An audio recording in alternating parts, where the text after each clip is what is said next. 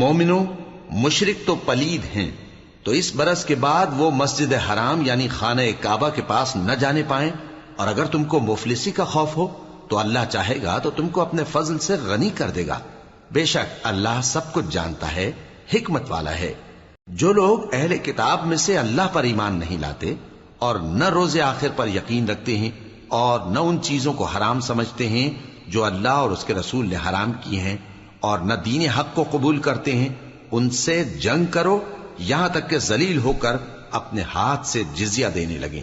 اور یہود کہتے ہیں کہ عزیر اللہ کے بیٹے ہیں اور عیسائی کہتے ہیں کہ مسیح اللہ کے بیٹے ہیں۔ یہ ان کے منہ کی باتیں ہیں، پہلے کافر بھی اسی طرح کی باتیں کہا کرتے تھے، یہ بھی انہی کی ریس کرنے لگے ہیں۔ اللہ ان کو ہلاک کرے، یہ کہاں بہہ کے پھرتے ہیں۔ انہوں نے اپنے علماء اور مشائخ اور مسیح ابن مریم کو اللہ کے سوا معبود بنا لیا، حالانکہ ان کو یہ حکم دیا گیا تھا کہ معبود واحد کے سوا کسی کی عبادت نہ کریں، اس کے سوا کوئی معبود نہیں، اور وہ ان لوگوں کے شریک مقرر کرنے سے پاک ہے۔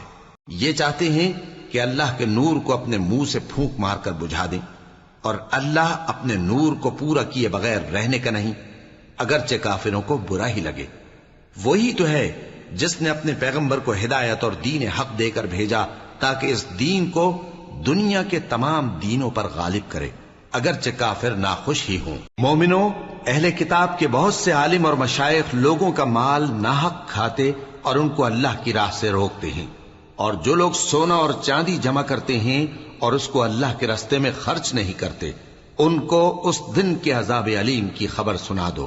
جس دن وہ مال دوزخ کی آگ میں خوب گرم کیا جائے گا، پھر اس سے ان بخیلوں کی پیشانیاں اور پہلو اور پیٹھیں داغی جائیں گی، اور کہا جائے گا کہ یہ وہی ہے جو تم نے اپنے لیے جمع کیا تھا، سو جو تم جمع کرتے تھے اب اس کا مزہ چکھو۔ اللہ کے نزدیک مہینے گنتی میں 12 ہیں،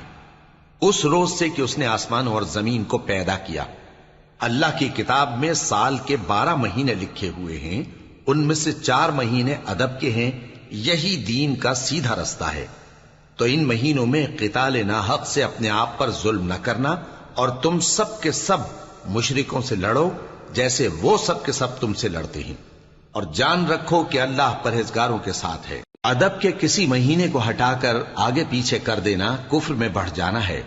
اس سے کافر گمراہی میں پڑے رہتے ہیں۔ ایک سال تو اس کو حلال سمجھ لیتے ہیں اور دوسرے سال حرام، تاکہ ادب کے مہینوں کی جو اللہ نے مقرر کیے ہیں گنتی پوری کر لیں، اور جو اللہ نے منع کیا ہے اس کو جائز کر لیں۔ ان کے برے اعمال ان کو بھلے دکھائی دیتے ہیں، اور اللہ کافر لوگوں کو ہدایت نہیں دیا کرتا۔